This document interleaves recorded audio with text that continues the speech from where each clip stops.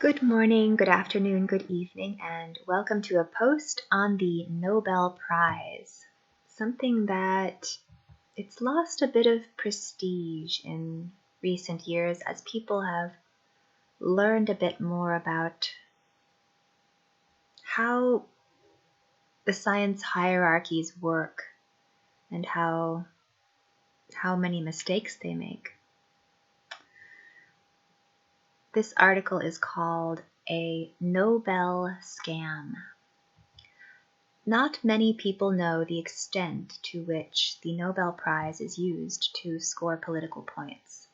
Consider Dr. Zhivago. It was a novel that had been rejected by Soviet censors because it contained some criticism of the Soviet system.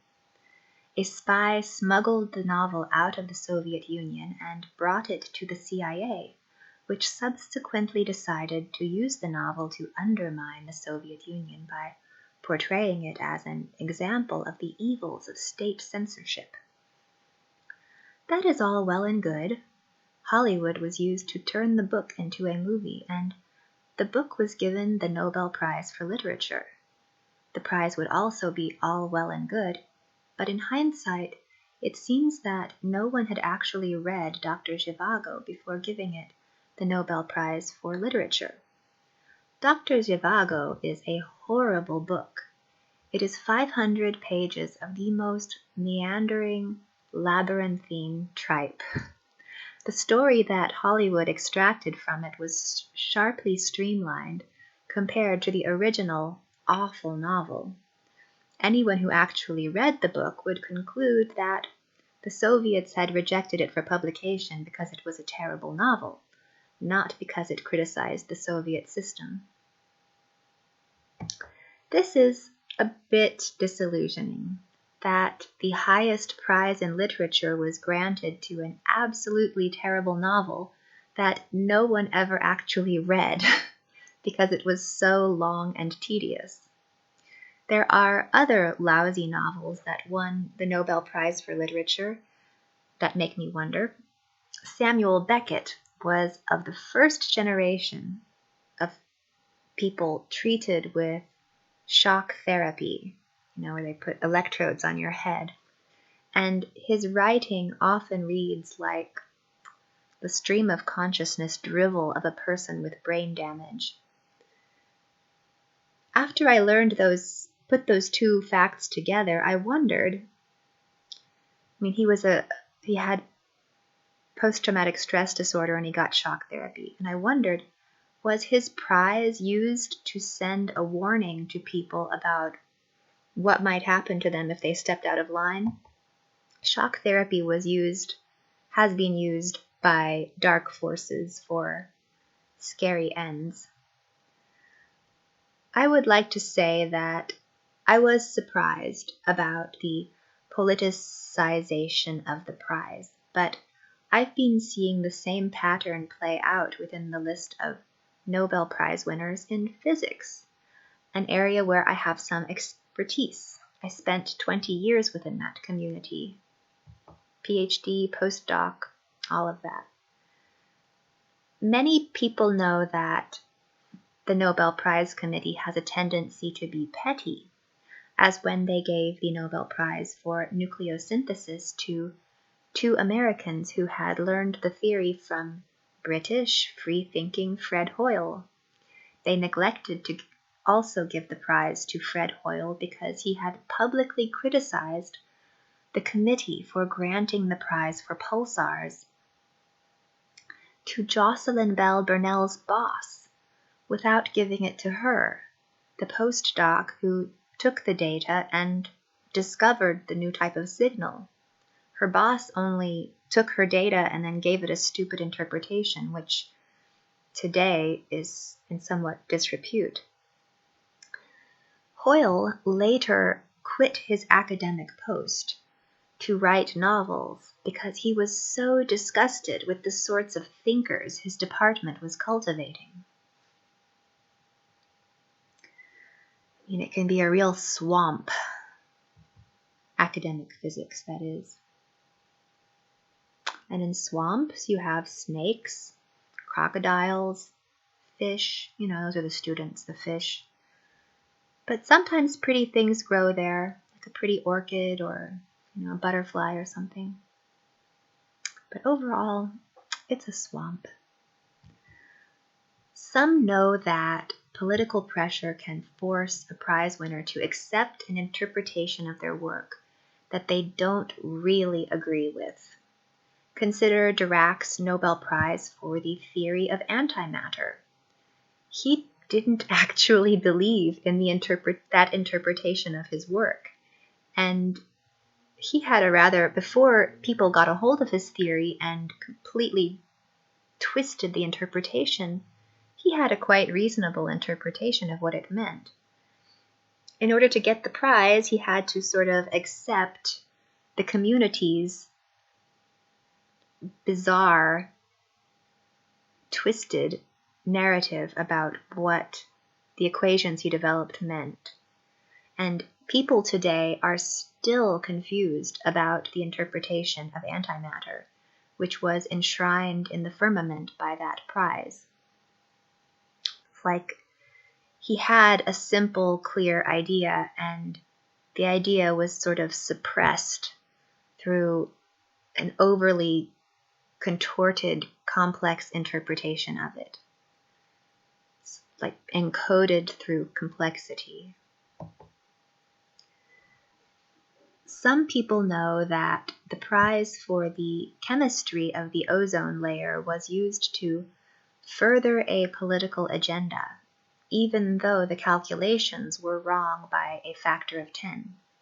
Some of the prizes are, of course, untainted by such politics, but I suspect that most of them are to some degree. James Peebles won the 2019 prize for the Big Bang Theory, or the inflationary theory, of Big Bang, which is, its unpopularity is growing so much these days that this was surely his last chance for acclaim. Then you have LIGO, an impending disaster that won the 2017 prize for what were preliminary, highly misleading results. Before that, there was the 2015 prize for neutrino oscillations, and believe it or not, some people still think that neutrinos are a stupid concept, and that those who detect them through veto detection are a bit deluded. Or at the very least, they're not very grounded.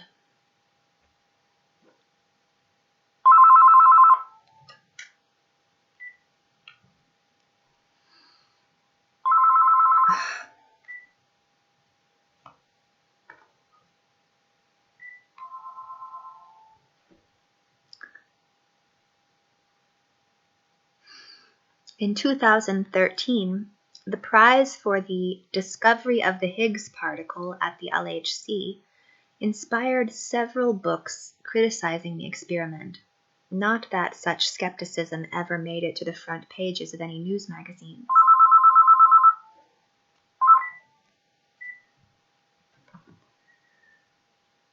In 2011, 3 Americans won for a measurement of the accelerating expansion of space. Fuck it. Hello?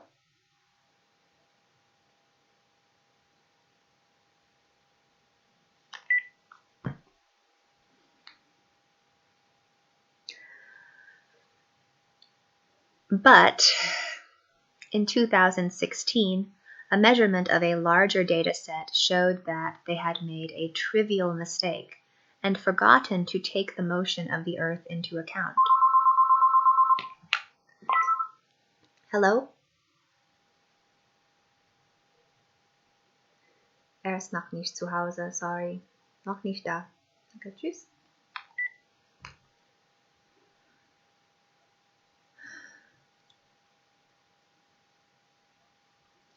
In 2011, 3 Americans won the prize for a measurement of the accelerating expansion of space. But in 2016, a measurement of a larger data set showed that they had made a trivial mistake and forgotten to take the motion of the Earth into account. Then there was the 2006 prize for Smoot and Mather's measurement of the heat contained in empty space. They shot a black body up into the emptiness of the vacuum to calibrate their detector, which ended up measuring a perfect black body spectrum. Coincidence? Some think that Mather's experimental design was unforgivable, but Mathers still holds a position of influence, so no one will be able to say anything about that debacle until he is long dead or retired. Looking back further, the loudest sour note I see is Penzias and Wilson's legendary win for their discovery of the cosmic microwave background radiation, otherwise known as the heat that empty space absorbs from starlight, a quantity that had been accurately estimated back in the 1800s. Why did no one find it sad that a claim was given for rediscovering an old idea and misunderstanding it?